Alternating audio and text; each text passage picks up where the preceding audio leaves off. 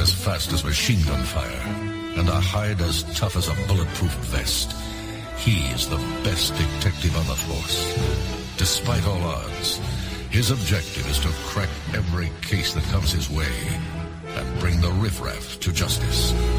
Beneath that trench coat is a real law enforcement machine, with a soft spot for society's weak, vulnerable, and innocent.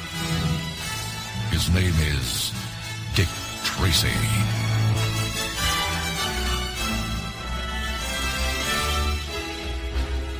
In a deserted garage, on the wrong side of town, 5 ugly men play poker. Their strange, twisted bodies are reflections of their names. Shoulders, Stooge, the rodent, the brow, and little face. 6, possible straight.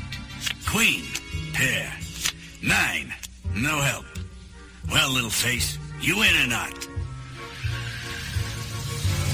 The card players dive for cover as a black sedan crashes through the garage door.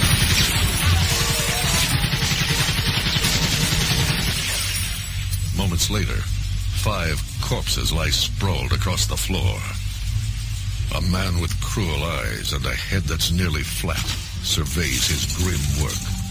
It's Flat Top, #1 hitman for crime boss Al Big Boy Caprice. The driver, Itchy, removes all identification from the dead men. Then they disappear into the night as quickly as they came.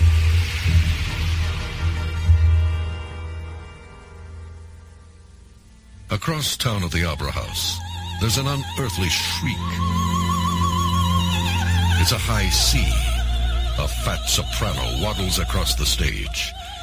In the audience are a very bored police detective, Dick Tracy, and his girlfriend, the radiant Tess Trueheart. Tracy, you should be ashamed of yourself, yawning at the Grand Opera. Well, I know. Calling Dick Tracy. Calling Dick Tracy. Saved by my wrist radio. Tracy here. Go ahead, Pat. There are 5 unidentified bodies at the 7th Street garage. You'd better get over here right away. All right, Pat. Hang on. I'm on my way. I'll be back, Tess. I want to know how this thing comes out. When Tracy arrives at the garage, he finds detectives Pat Patton and Sam Ketchum waiting for him. Tracy uncovers each of the bodies. Little face, the brow, the rodent. They're all lips manless as men.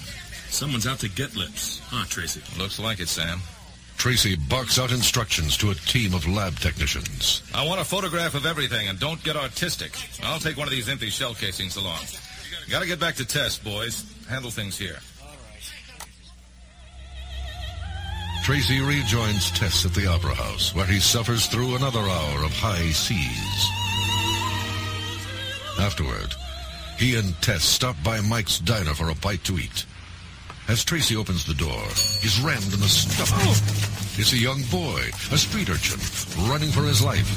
An elderly gentleman charges out after him. He stole my watch! Grab that kid! He stole my watch! Tracy sprints after the young hoodlum, running through dark alleys to a railroad yard, where the pint-sized thief cuts across the tracks just before a speeding train blocks Tracy's way.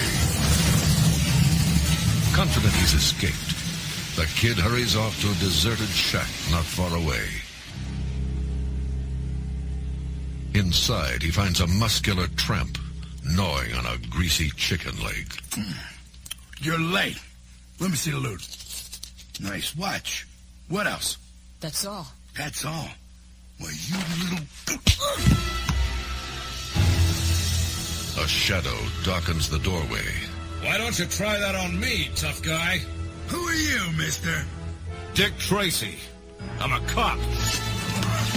If you're gonna be a tough guy, maybe you ought to learn how to fight. Tracy slaps a pair of cuffs on the fallen man and collars the kid. We're going downtown to jail. Come on, both of you. Let's go.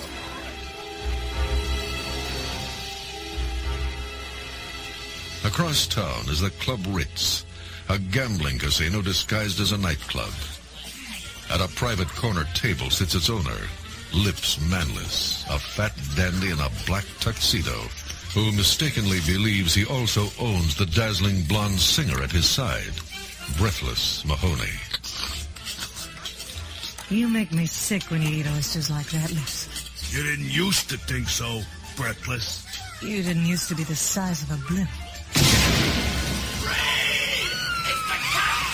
Customers flee as several policemen enter the nightclub.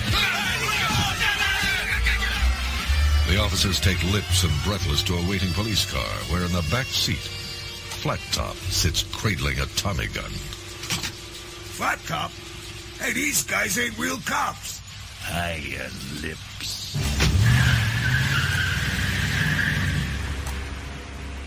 They drive to a warehouse in the harbor, where Big Boy Caprice is waiting, cracking walnuts with his bare hand. The thugs push Lips to the floor. Big Boy hands him a paper and a pen. Sign it. Club Ritz? With shaking hands, Lips signs over his club to Big Boy. You're dirty, Lips. You need a bath. Big Boy's men shove Lips into a large wooden crate. As a cement mixer rolls up, Big Boy takes a look at Breathless. You. Me? You're mine now, see? And around me you wear mink or you wear nothing.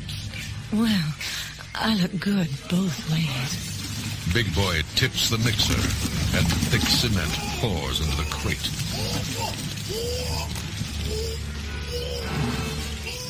Flat Top slaps a cover on it.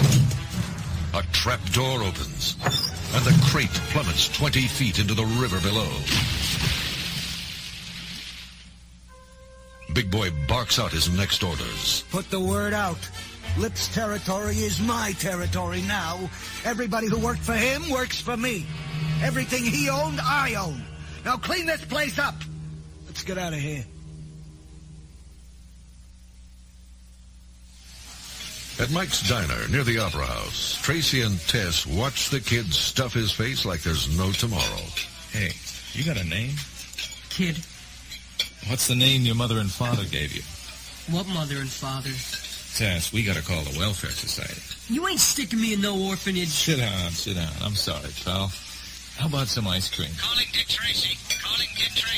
Come in, Pat. Southside warehouse on the river. Something's going on. Better get down there fast. On my way. Wow, how do I get me one of those? Easy, become a cop. Tess, I gotta go. Keep an eye on the eating machine, will you? Take him to my apartment or something. Here, this'll cover it. At the Southside warehouse, Tracy finds a blue sapphire earring and slips it into his pocket. Then he notices something else. Walnuts. Sam, get these fingerprinted. Pat, bring in Flat Top, Itchy, and the Mole. Bring them in?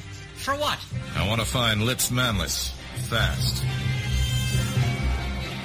Pat quickly rounds up Big Boy's thugs, and under interrogation, the Mole spills the beans. Tracy secretly records the confession for later use. The information leads to the Club Ritz, where Big Boy is watching Breathless Mahoney rehearse a new number. My lover's gone. He's the one that I'll always adore.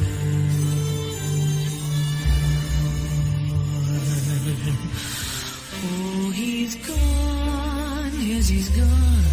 And I never will see him anymore.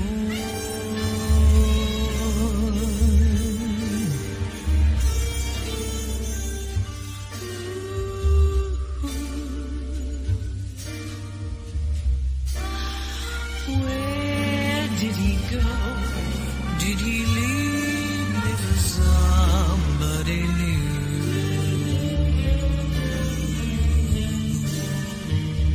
All I know is he's gone, and I'm feeling so lonely, I'm so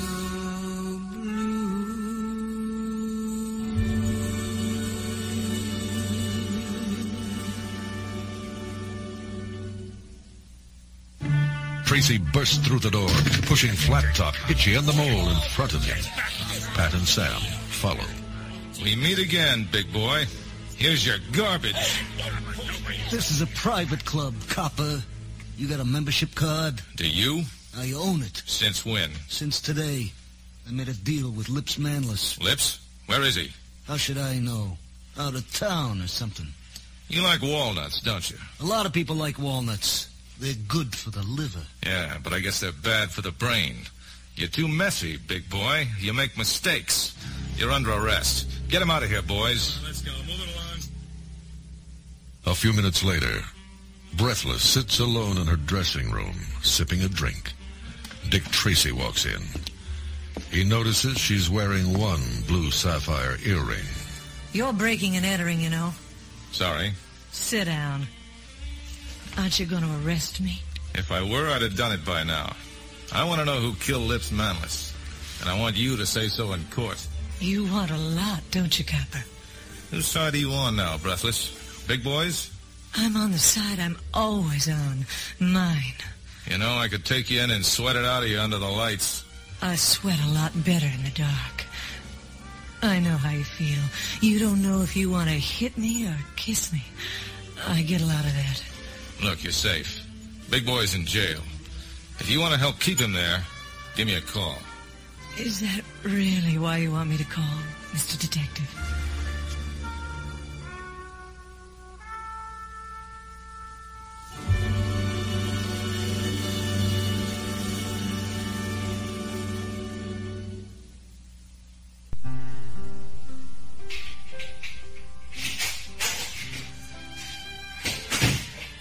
Tracy returns to his apartment a short time later, where he finds the kid asleep in his bed. In the front room, Tess has nodded off in a chair. Tracy kneels beside her and gently touches her hair. Oh, my goodness, what time is it? 6:30. Thanks for taking care of the kid. Pat says he'll talk to the orphanage today. Gosh, I've got to get to the greenhouse, Tracy. I have those new delphiniums coming in this morning. Tess? Huh? You're one in a million.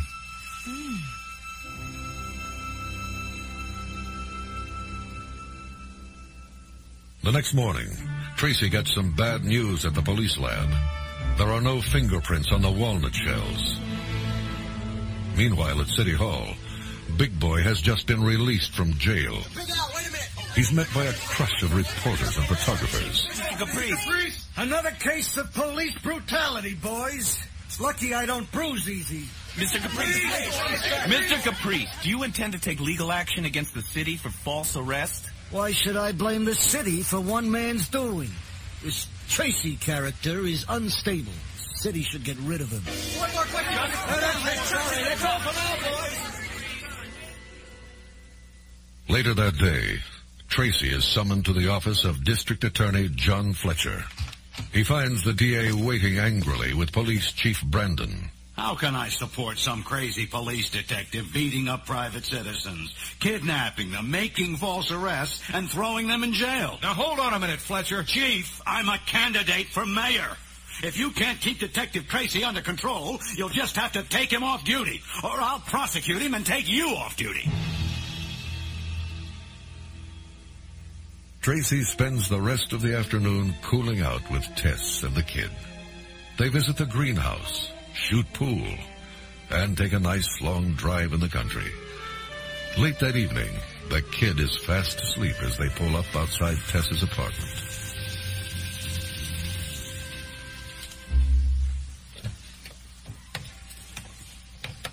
Tracy walks Tess to the door, fumbling to ask a question only she can answer. Tess, I think it's time we... Yes, Tracy? Just then, the kid awakens to see a black sedan with its lights off moving up the street. A Tommy gun is sticking out one of its windows, pointed in their direction. Tracy, look out! Tess and Tracy dive for the doorway as bullets tear into the building. The kid huddles on the floor of the car. Moments later, the sedan speeds off. Tracy sprints over to his car. Are you all right, kid? Yeah, I'm okay. Who was it, Tracy? I don't know. I thought we was goners. They're just trying to scare us, kid. Later that night, Tracy works at his desk while the kid sleeps on the couch. The front door opens. and breathless Mahoney glides in, carrying a bottle of champagne and 2 glasses. Thanks for calling. I was wondering what a girl had to do to get arrested. She pours the champagne and leans seductively toward Tracy. He reaches into his pocket and drops a blue sapphire earring into her glass. I called to find out if you're ready to testify. I'll be lucky if I get through the week alive. They probably followed me here. It isn't easy, Tracy. If you want to throw me in jail, go ahead. Breathless drives off, fully aware that Tracy is following her. She leads him to the Club Ritz and disappears inside. Tracy positions himself in a building across the street. Using powerful binoculars, he looks through a window into the club and sees a remarkable sight. He calls headquarters on his wrist radio. Pat, Sam, come in. This is Tracy. It looks like we got every top hood in town in the conference room of the Club Ritz. Prune Face, Ribs Mocha, Johnny Ram, Spud Spaldoni. These guys hate each other. Better get over here fast. We've got to know what's going on. As Tracy watches from across the street, the conference room door swings open and in walks Big Boy Caprice, followed by Flat Top. I remember you all from when I was nothing. I have reasons to hate all of yous. But instead, I forgive. I put the past in the past where it belongs and concentrate on the future. Enough of your sweet talk, big boy. What's this all about? Togetherness. We're all divided, and that's bad business. Split up, the cops control us. The cops? What do you mean? I mean we form a corporation. You're all board members with me as chairman. Why you? 'Cause I got the most guns. The most guns wins. Any more questions, Spaldoni? Nope. Just answers. Include me out. Hoping to hear what they're saying, Tracy decides to move in closer. As he climbs a wall outside the club and creeps along a narrow ledge, Pat and Sam slowly round the corner in a police car. Meanwhile, the meeting inside continues. What about Tracy? Well, when do we kill him? We don't, Texie. If anything happens to Tracy, I'm the prime suspect. Leave Dick Tracy to me. Spud Spaldoni rises and motions to his bodyguards. I got a good business. I'll take my chances alone. From his perch, Tracy sees Spaldoni and his men get into their limousine. A split second later, the car explodes in a ball of flames. In the conference room, everyone but Big Boy runs to the window. Very upsetting. Terrible. Tracy narrowly avoids being seen by the men at the window. He creeps to the edge of the building, jumps to a lamppost, and slides down to the hood of a parked car. When Pat and Sam drive past, Tracy leaps to the top of their car and holds tight as they drive away. From the shadows, a strange, disfigured man watches Tracy's every move. His face is nothing but a featureless lump of flesh. He is the blank. The next morning, there's a knock at the door of Tracy's apartment. Tracy cautiously calls out. Who is it? I'm Mrs. Scaff from the welfare department. I believe you have a young boy here who belongs in an orphanage. Listening from the next room, the kid panics. He gathers his things and scrambles down the fire escape. Inside, Tracy confronts the welfare worker. Mrs. Scaff, if you'll leave the situation to me... But there is no welfare worker in the hallway. Only two ugly goons with guns pointed in Tracy's face. Flat Top and Itchy smile at their hostage. We don't want no kid, copper. Get dressed. Outside in the pouring rain, the kid runs down the street, then turns to take one last look at the only home he's ever known. He shivers, but not from the rain. Flat Top and Itchy are wrestling Tracy out the front door of the building and into a waiting car. As the car pulls away, the kid darts after it. Snubbing danger, he leaps, grabs hold of the back bumper, and manages to hang on. The car takes them to Tess's apartment building. Tracy is hustled into the basement, where Big Boy Caprice is waiting. My associates would like it very much if you had a little accident here, but I disagree. Know why? I want you on my side, Tracy. Get to the point, Big Boy. If you were on my payroll, I'd make it worth your while. Big Boy produces a huge wad of money and hands it to Tracy. 15,000 clams. It's a deal? It's no deal. It's attempted bribery of an officer of the law. Tossing the money in Big Boy's face, Tracy elbows Flat Top in the stomach and levels Itchy with a powerful left hook. The kid watches from a window as Tracy is grabbed from behind and tied with thick ropes to a chair. You dumb cop, officer of the law. Ha! I am the law. Me. The boys here promised me this will look just like an accident. As Itchy stokes an old boiler furnace, Big Boy turns up the heat gauge as high as it'll go. Then Itchy smashes the safety valve with the butt of his gun. No safety valve. Know what that means, Flatfoot? It means kaboom! No more Tracy!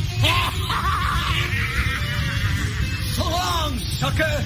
You should have made the deal.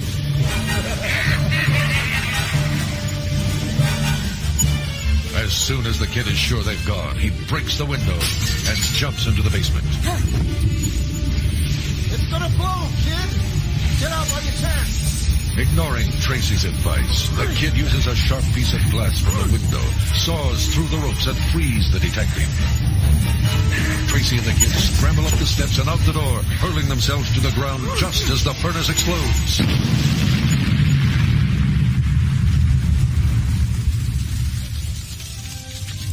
When the debris settles, they struggle to their feet. Their faces black, eyebrows singed, clothes torn. Gee, Tracy, that was a lot of dough. You're all right, kid. You're all right.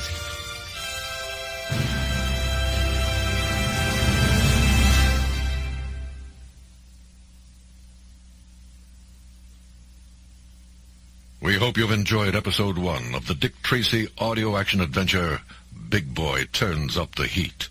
Don't miss part 2 of this exciting adventure, Everything Comes Up Blank. This is William Woodson.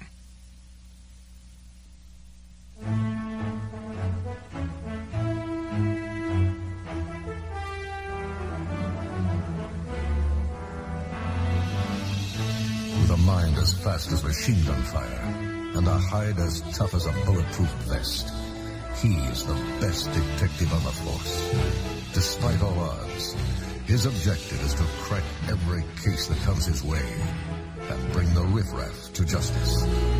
Beneath that trench coat is a real law enforcement machine with a soft spot for society's weak, vulnerable, and innocent. His name is Dick Tracy.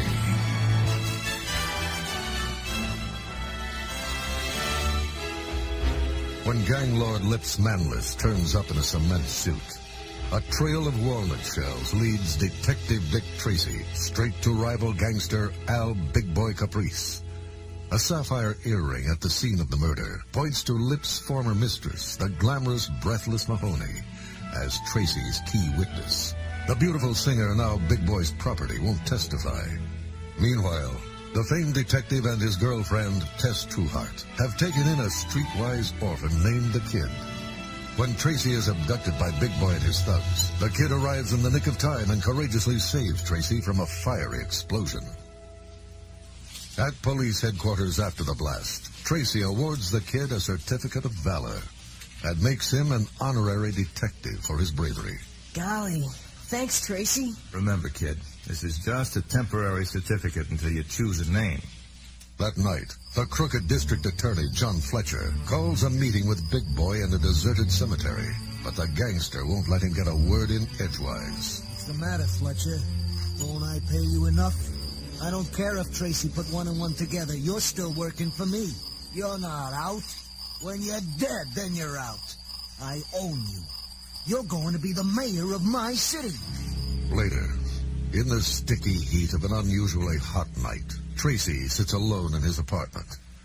Tess and the kid have gone out for ice cream. Over the whine of the fan, Tracy hears the door open. What kind of ice cream did you... Oh, it's you. Aren't you gonna frisk me? Tracy gathers his self-control, but breathless is hard to resist. Are you ready to testify against Big Boy? Big Boy'll have me bumped off if I testify. Come here, copper. At that very moment, Tess and the kid appear in the doorway. Tracy tries to explain. We're making our move on Club Ritz tonight. Tess and the torch singer exchange chilly stares before Breathless struts out. On the verge of tears, Tess sticks a drippy ice cream cone into Tracy's hand. I bet she does some nifty undercover work. In a deserted trolley car garage across town, Big Boy's piano player, 88 Keys, chews his gum nervously. He has been summoned here by the mysterious underworld figure known only as the Blank. Looking around the large, dim room, his eyes come to rest on a table. There sits a small leather briefcase and an envelope. The Blank steps into the room, illuminated from behind by a bright light. 88 Keys sees nothing but a silhouette of a trench coat and hat.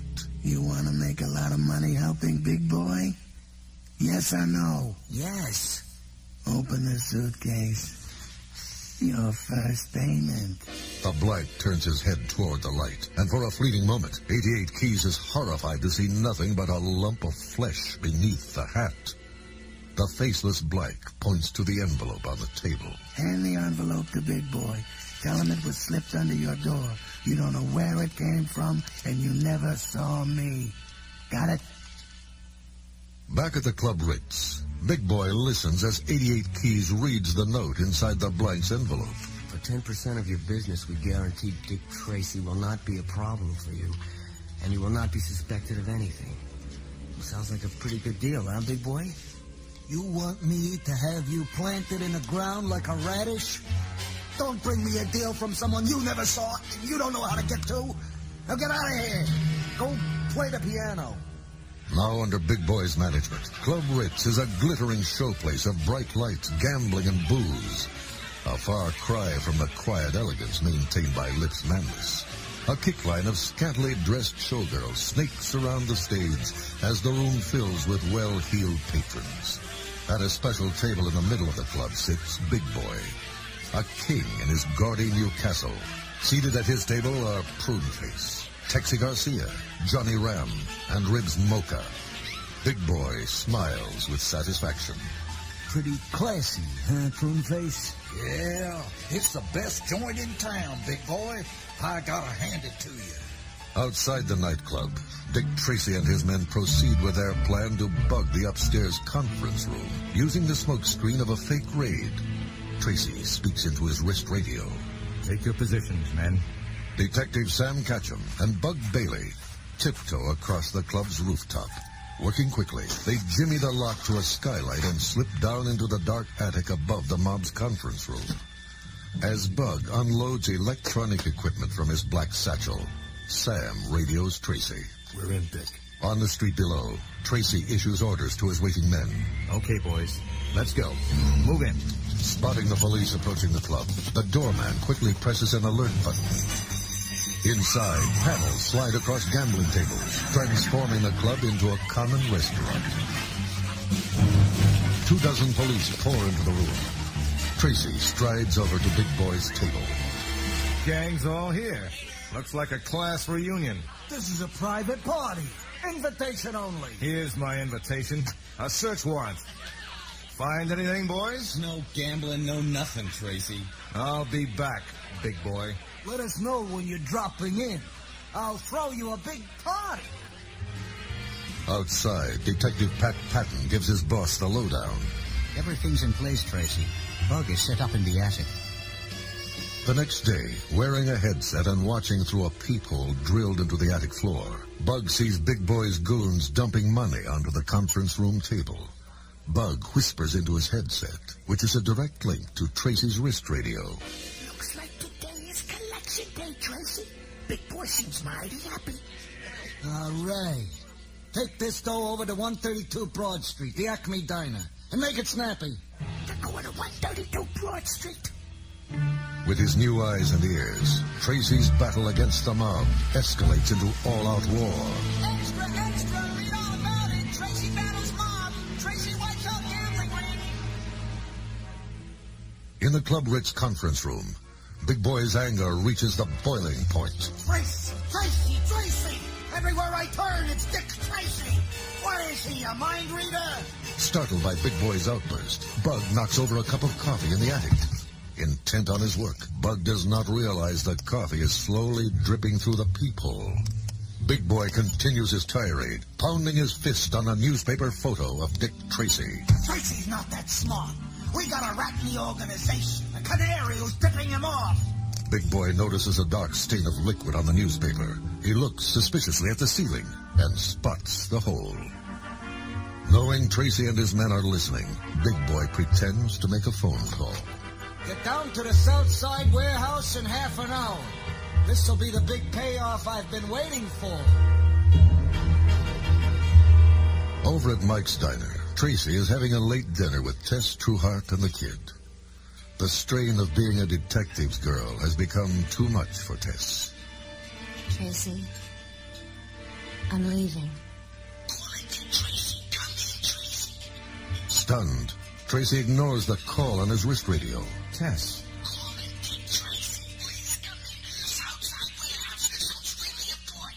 Torn between his love for Tess and his commitment to law and order, Tracy finally answers the call. I'm on my way. I'll be back, Tess. He's out the door and in his car before she can hang her head to cry. As he speeds into the night, Bug's voice comes over Tracy's wrist radio again. Suddenly, Bug is grabbed from behind by two of Big Boy's thugs, Pruneface and Influence. You're the big payoff. Let's go, Bug. Tracy arrives at the deserted warehouse just as Pruneface and Influence are giving Bug a cement bath. The gangsters spot him and open fire. But Tracy has tricked them by hanging his coat and hat on a broom and bucket. The two thugs turn just in time to catch Tracy helping Bug escape his doom. Pruneface aims his gun at the detective. All right, smart guy. This is it. Suddenly, a shot is fired. Pruneface falls to the ground, stone dead. The killer stands nearby. It is the mysterious Blank. Influence scurries off into the night, and before Tracy can recover from the shock of seeing this faceless creature, the Blank is gone. Influence makes straight for Club Ritz and recounts the night's strange happenings to Big Boy, who is not pleased. All right, that's enough. I want them dead, both of them, Tracy and this no-face guy. Did you bums forget how to kill people? I want Dick Tracy dead. Meanwhile, Tracy drives back to Mike's Diner, where he finds a police officer waiting with a kid. Where's Tess? Visiting her mother. She asked if me and the boys would take care of the kid whenever you couldn't. Sorry, Tracy. She said you knew. His heart in his throat, Tracy sits down at the counter and orders a cup of coffee. The kid takes a seat next to him, and they look at each other, both realizing that someone very important is gone from their lives. In the back of Big Boy's limousine on a midtown street, 88 Keys once again tries to convince the crime boss to accept the Blank's offer. Big Boy pulls an envelope stuffed with money out of his pocket and hands it to the piano man. Okay, you got a deal. Tracy is yours. Across town, a flashlight beam crisscrosses the walls of Tracy's apartment. The Blank searches the detective's desk, finding a canceled check and a grocery list among the cluttered mass of lab reports and mugshots. The mysterious intruder pockets them and leaves. In a tree-lined suburb outside the city, Tess sits at a kitchen table while Mrs. Trueheart checks the muffins in her oven. Of course he'd never take a desk job, Tess. Dick Tracy is torn between love and duty. It takes a lot of understanding to love a man like that. Her mother's wisdom suddenly clears away Tess's confusion and sorrow. She realizes that her place is with the two people who need her most, Tracy and the kid. Mother, can I put some muffins in a paper bag? I'm going back tonight. Back in the city, the light from a single window shines from a printing shop. Inside, 88 Keys stands over an old man wearing a dirty green visor. He studies Tracy's grocery list and canceled check with his jeweler's eyepiece. This should be easy. Okay. In Tracy's handwriting, write this. District Attorney Fletcher, I have evidence that will destroy you. Bring $10,000 to room 429, Midway Hotel. Later that night, Tess stops off at the greenhouse where she works to check her inventory list before heading over to Tracy's apartment. Without warning, the blank grabs Tess from behind. I work for Big Boy. He wants you. Across town at police headquarters, Sam Ketchum brings Tracy a long box with a note on it. Dear Dick, we really should talk this out. Please come over to the greenhouse as soon as you can. I'll wait for you. Love, Tess. Boys, watch the kid, will you? I gotta go. Arriving at the greenhouse, Tracy finds himself alone. Only music from a radio and a sack of muffins on the floor tells him that someone has been there. As he breathes in the sweet smell of the flowers surrounding him, he feels a slight weakness in his knees and sits in a chair. All of a sudden, the lights go out. The music crackles and fades from the radio speaker, and it is replaced by the raspy whisper of the blank. Relax, Tracy. Just a little gas to put you to sleep. It won't kill you. It won't even hurt.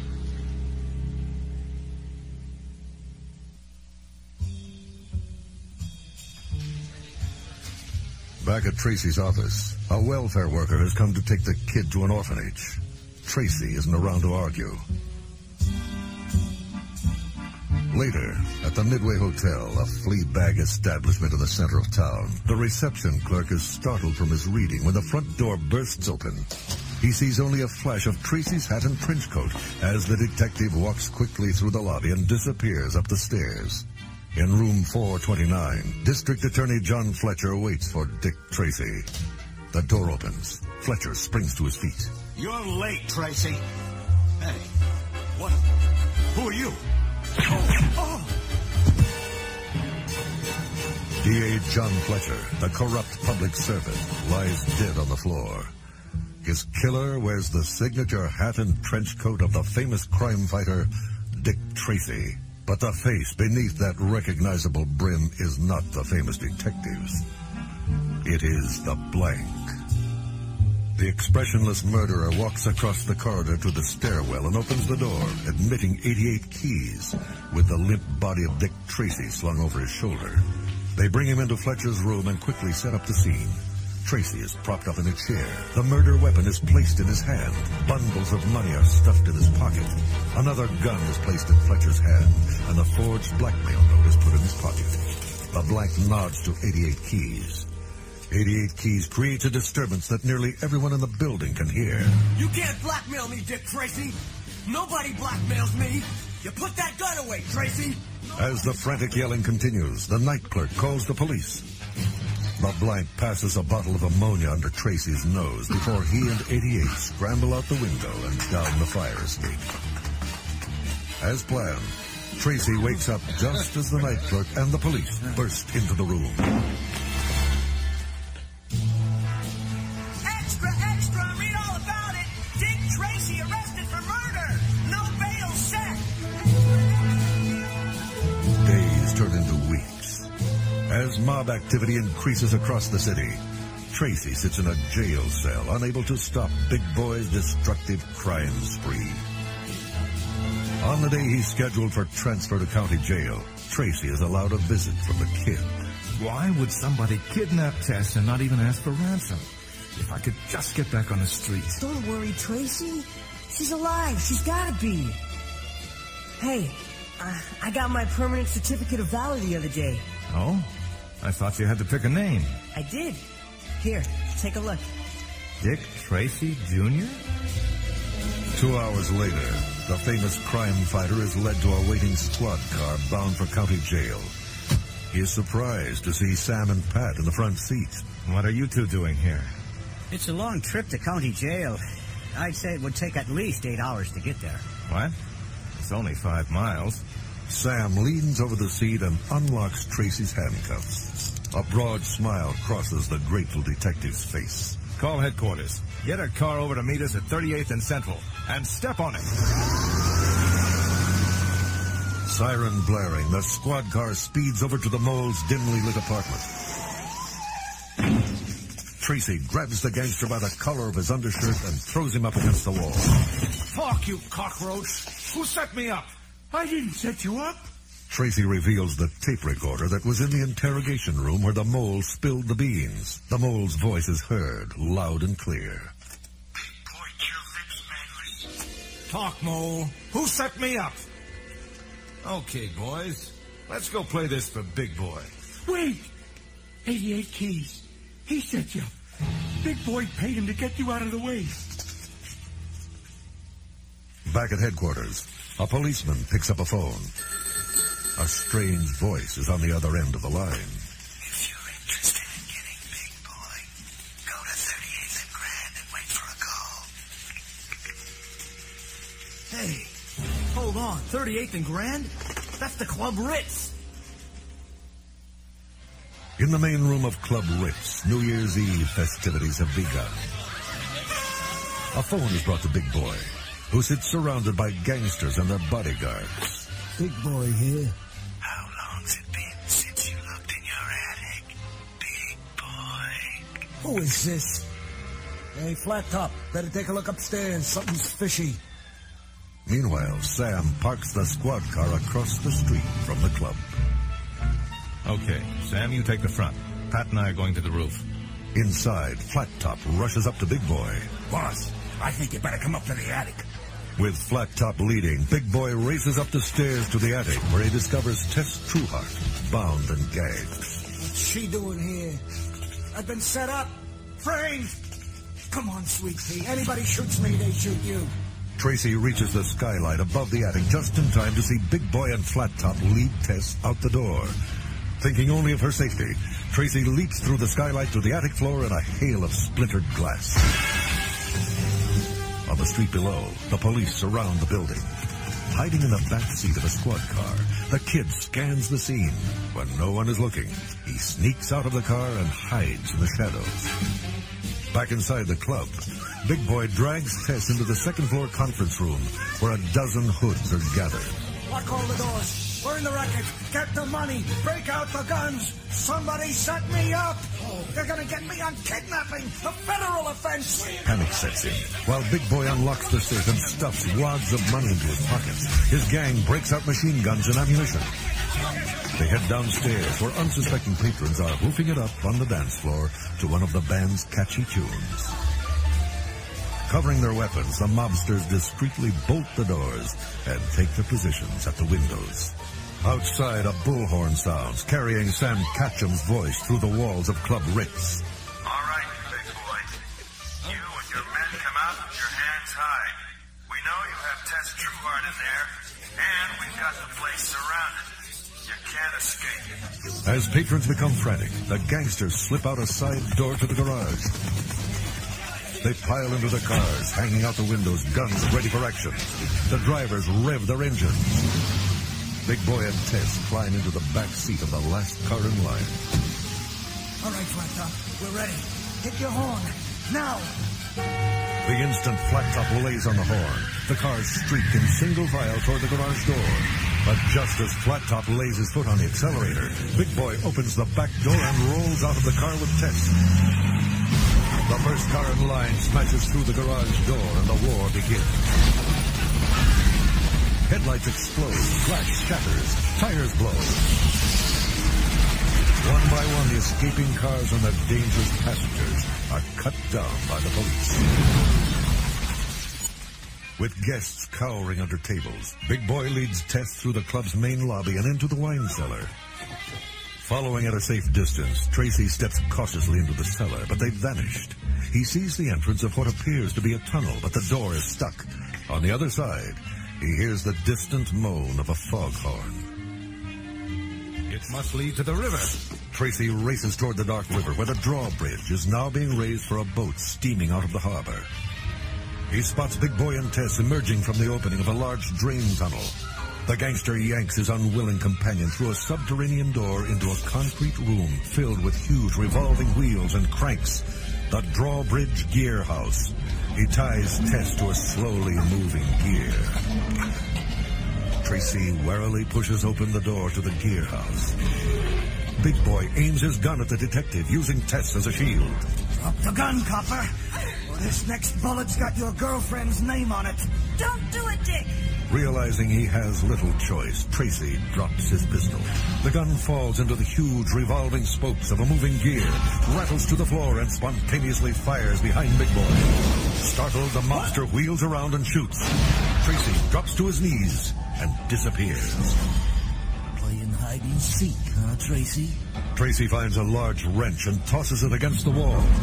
Big Boy quickly turns in the direction of the noise, giving Tracy a chance to clobber him from behind and knock the gun from his grasp. As Tracy tries to untie Tess from the churning gear, a shot is fired. It's the blank, with a gun pointed directly at Tracy. Big Boy struggles to his feet. The blank chuckles softly. I outsmarted you, big boy. I knew you'd panic. I brought you down with kidnapping, the only crime you didn't commit. Whoever you are, we can make a deal. No deal, Caprice. I'm taking it all. With you two out of the way, I'll own this town. Tracy begins to walk slowly toward the blank. His steps purposeful, confident. I know who you are. Go ahead and kill me. The blank aims the weapon directly at Tracy's heart, but the trigger finger is frozen. Lowering the gun, the faceless mobster pauses as if doubtful. Then the cold blue steel again rises toward the detective's heart, the finger slowly tightening on the trigger. Suddenly, the kid hits the blank with a cross-body block from behind. The faceless body pitches forward, the gun skidding across the floor. Big Boy scrambles after his own gun, grabs it, and blasts 2 shots into the blank. He turns to finish off Tracy, but is met by a thundering punch that knocks him backward over a guardrail and down into the center of the moving gears. Tracy rushes over to Tess and unties her from the giant gear, just 1 tooth away from being crushed.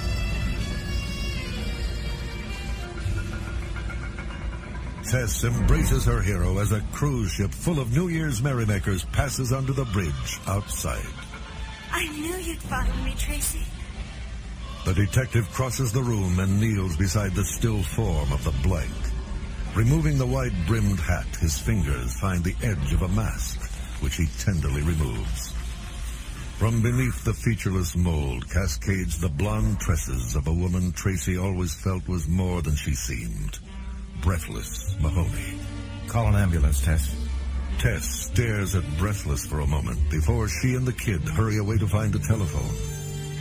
Propping Breathless up in his arms, Tracy sees the hint of a smile on her beautiful lips. You were right. I couldn't squeeze the trigger. It was a remarkable plan, Breathless.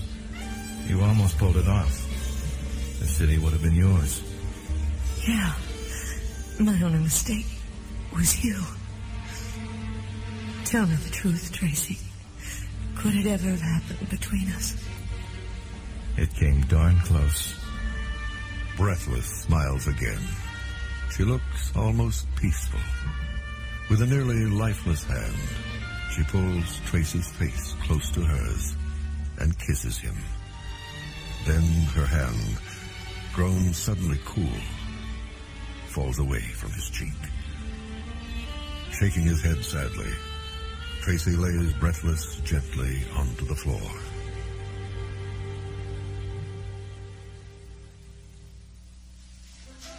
The next afternoon, Tracy, Tess, and the kid eat a celebratory lunch at Mike's Diner. Another case in the bag. Tess is beaming with happiness as she listens to the kid's story. Also, he was her piano player. And that's how we got 88 keys to confess that she killed Fletcher. Oh, you sound like a natural-born detective. I'm going to be the greatest detective who ever lived. Tracy takes a small box from his pocket and hands it to the kid. You may be too smart to need this, but I'd like to give it to you anyway. The kid tears open the box and gasps. It's a small wrist radio. As he examines his new possession, Tracy turns his attention to Tess. Tess, I've been thinking. It's time you and me got, well, you know. Dick Tracy, are you asking me to marry you?